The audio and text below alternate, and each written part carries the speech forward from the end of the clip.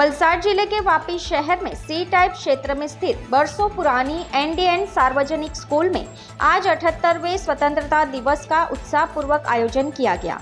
सुबह सुबह प्रभात फेरी का आयोजन किया गया, जिसमें स्कूल के स्टाफ और छात्रों ने बड़ी संख्या में भाग लिया।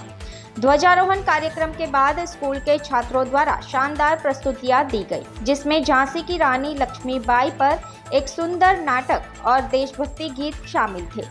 इस कार्यक्रम में स्कूल के पूर्व छात्र भी उपस्थित रहे और उन्होंने वर्तमान छात्रों के साथ अपने अनुभव साझा किए।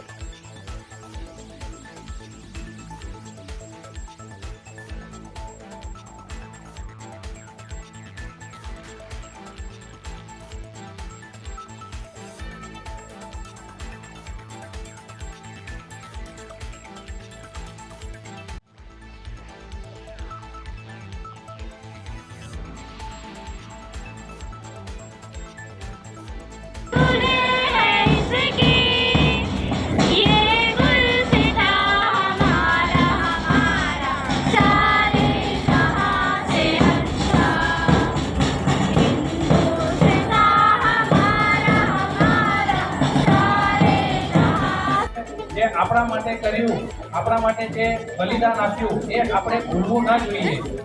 એટલે આપણે સહયોગ અને આપણે સારા ભારતના નાગરિક બનીને પ્રયત્ન કરીએ એવી ઈચ્છા વ્યક્ત કરું છું। જય હિન્દ। સૌને પ્રણામ। ભારત માતાની જય તો તમે ઘણી વાર બોલી ચૂક્યા છો, ફરી એકવાર બોલવાનો પ્રયત્ન કરશો? ભારત માતા કી જય! ભારત માતા કી જય! આભાર મારા ગુરુ શિક્ષક કનિષ્ઠનો અને સર્વ શિક્ષકગણનો અને તમારા બધાનો કે તમે મને અહીંયા બોલવાનો અવસર આપ્યો।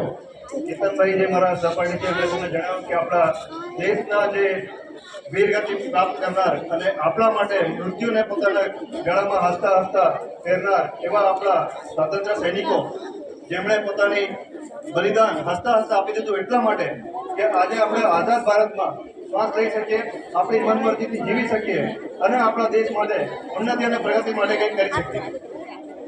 પાછલી વાર જ્યારે હું આવ્યો હતો ત્યારે તમારે ભવિષ્યમાં શું કરવું છે એના માટે વાત કરી, પણ આજે હું વાત કરીશ દેશના કરંટ સિચ્યુએશન માટે। દેશનું જે અત્યારે ભાવિ છે એને અડધાને ખબર જ નથી કે આપણું સંવિધાન શું કહે છે।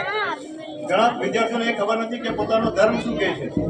આજે આપણા દેશ સમક્ષ અને પડોશી દેશોમાં જે બધી હલચલ ચાલી રહી છે એમાં પ્રમુખ છે બાંગ્લાદેશની હલચલ। બાંગ્લાદેશમાં આજે ત્યાંના વિદ્યાર્થીઓએ પ્રોટેસ્ટ ચલાવ્યો। વિદ્યાર્થી છે મહત્વપૂર્ણ અંગ હોય છે। એ વિદ્યાર્થી દેશને બનાવી પણ શકે છે અને બગાડી પણ શકે છે, જેનું જીવન ઉદાહરણ છે બાંગ્લાદેશ। બાંગ્લાદેશના વિદ્યાર્થીઓએ એક પ્રોટેસ્ટ કર્યો અને એ પ્રોટેસ્ટમાં આજે એ લોકો એટલી નીચતાના સ્તરે જતા રહ્યા કે એમની જ રેલવે સ્ટેશન, એમના જ બસ સ્ટોપ, એમના જ સાથે રહેવાવાળા, એમના જ પાડોશીઓને એ લોકો નુકસાન પહોંચાડી રહ્યા છે, ન કે નુકસાન બલકી જાનથી મારી રહ્યા છે। તો સૌથી પહેલા વિદ્યાર્થીઓએ પોતાનું આદર્શ શું છે, પોતાની ફરજ શું છે એ જાણવાની જરૂર છે। વિદ્યાર્થી એ દેશના ભવિષ્યનો ઘડવૈયા હોય છે, ન કે દેશને બરબાદ કરવાનો હોય છે। જો વિદ્યાર્થીને સારી તાલીમ મળે, જો વિદ્યાર્થીને સારું શિક્ષણ મળે તો એ સારો વિદ્યાર્થી કાલે ઉઠીને દેશનો વડાપ્રધાન બની શકે છે, રાષ્ટ્રપતિ બની શકે છે, સારો સાયન્ટિસ્ટ બની શકે છે, દેશનો સૈનિક બની શકે છે અને દેશના વિકાસમાં ભાગ આપી શકે છે। પણ જો બાંગ્લાદેશ જેવો વિદ્યાર્થી હોય તો એ દેશનું ફક્ત અને ફક્ત સર્વનાશ અને સત્યનાશ કરી શકે છે। તો ભણતર એક બહુ મહત્વનો પાયો છે। અમે અમારા શિક્ષકોનો આભારી છીએ કે એમણે અમને એક સારું શિક્ષણ આપ્યું, સારું અમને જતન આપ્યું, સારો માહોલ આપ્યો, જેથી કરીને અમે સમાજમાં જીવવા લાયક અને સમાજમાં સારા કામ કરવા લાયક અમને બનાવ્યા। એના માટે હું આજના દિવસે એમનો ખૂબ ખૂબ આભાર વ્યક્ત કરું છું।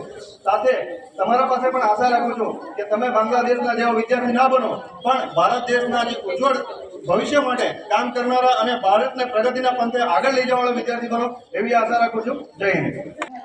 સૌને નમસ્કાર।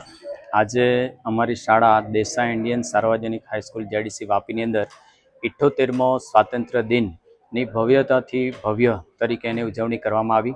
એને અમારા શાળાની અંદર અમારા સંસ્થાના પ્રમુખ શ્રી આરડી પટેલ સાહેબ, ઉપપ્રમુખ શ્રી જિજ્ઞાબેન અને અમારા ભૂતપૂર્વ વિદ્યાર્થીઓ ખૂબ મોટી સંખ્યામાં ઉપસ્થિત રહ્યા હતા અને એક નાનકડો સાંસ્કૃતિક કાર્યક્રમ પણ સાથે કરવામાં આવ્યો હતો। તે પહેલાં અમારા શાળાના 400 થી 500 જેટલા વિદ્યાર્થીઓની એક રેલી તિરંગા રેલી કાઢવામાં આવી હતી અને અમારી શાળાથી આ ગુંજન થઈને આ કોપરલી સર્કલ અંબા માતા મંદિર થઈને પરત અમારી શાળાની અંદર પાછી પરત આવી હતી અને એ કાર્યક્રમની ખૂબ ભવ્યતાથી ઉજવણી કરવામાં આવી.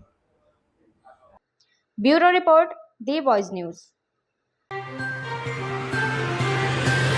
खबरों में बने रहने के लिए तो वॉइस न्यूज को सब्सक्राइब करें और बेल आइकन दबाएं।